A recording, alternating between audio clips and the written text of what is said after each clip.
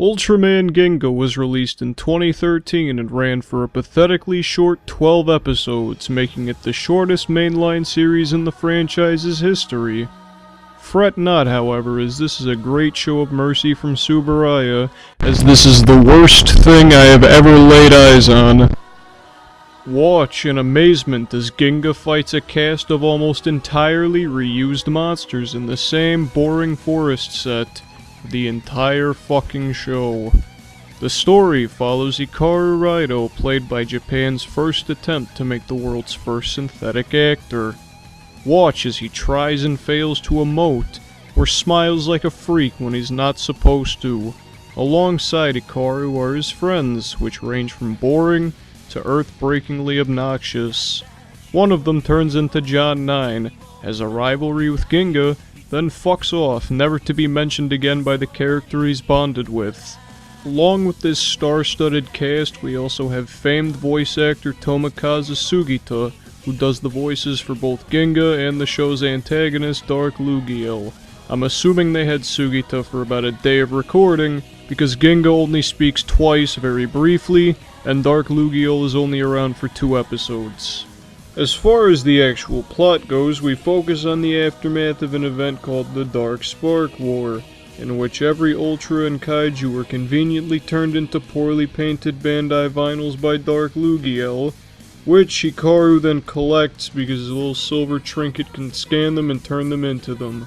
Let me explain why this gimmick doesn't quite work. Let's say you're in school. For those of you that are too old to be in school, you are now in school again. And you make this friend. The two of you get along very well. Well, this friend has to move after the school year, so you two say your goodbyes. Maybe you might see each other again later. So you come back to start the next school year, and this person you've never met walks up to you. They seem nice enough, but something's just kinda off about them. Well, this person can tell you don't really like them, so they devise this plan. You come back to school the next day, and this mysterious stranger is now wearing your friend's face. Fan favorite Ultraman Taro is also among the ranks of Spark Dolls, and yet remains sentient and acts as both a mentor figure and a comic relief figure, so he's the butt of a lot of jokes. Now, for whatever reason Taro is still sentient. This is explained in the show towards the end, but it's very stupid and I will not spoil it. Just looking at the footage of the show, I don't think I quite need to explain what the issue is here, but we have several grown adults talking to a completely undoctored Bandai vinyl toy, and we're just supposed to kinda deal with this. Now, on top of the character basically being a joke for almost the entire run, he does also get the best fight in the entire show, so I guess it doesn't really make that much of a difference. He beats the shit out of the main bad guy, almost beats him, but then has to try to deal with Ginga and Hikaru, so he can't really put a lid on it. He gets defeated, and then Ginga has to mop up the rest of the work. Now, as much as I'm not particularly fond of this show, the one thing, regardless of quality, that Tsuburaya shows tend to do incredibly well is respecting the older characters in at least some capacity. For instance, Kamen Rider has a massive issue with disrespecting a lot of their older characters.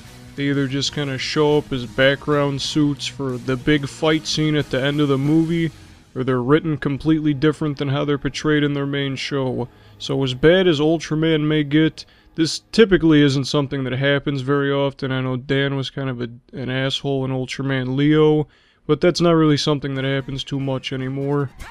And finally, we have this show's most egregious sin. The most horribly done, ham-fisted placement of merchandise I've ever seen in a television show. The entire series hinges on these little Bandai vinyls, and they're not even dolled up to look like props in a TV show. To be honest, it's a little bit insulting. Now, this isn't to say that using merchandise in your story can't work. Most every single show after this does it significantly better than this one. RB is a little bit awkward, though. The way it's done here makes it feel as if the staff didn't even care about actually telling a story as much as they just needed a thin disguise of a story. that only needed to progress enough for them to show off all the toys before they ran out of money.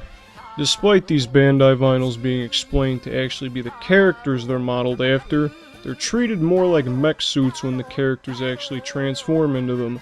Despite Taro being sentient pretty much exclusively for story reasons, I personally think it would have been a much better idea to do this with all of them, or at least for all the Ultras.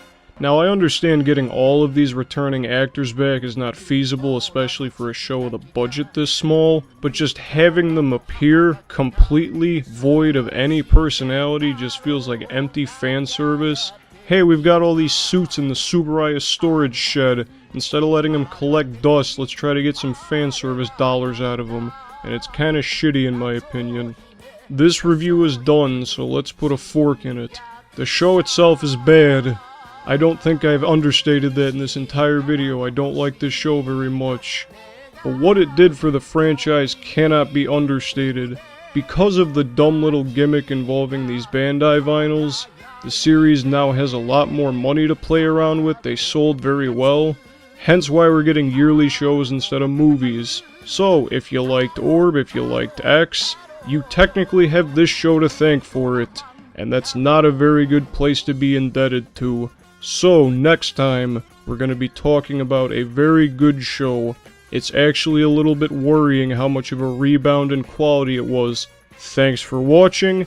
I hope you enjoyed the new project, and there's going to be more of it. So if you didn't like it, you're kinda screwed.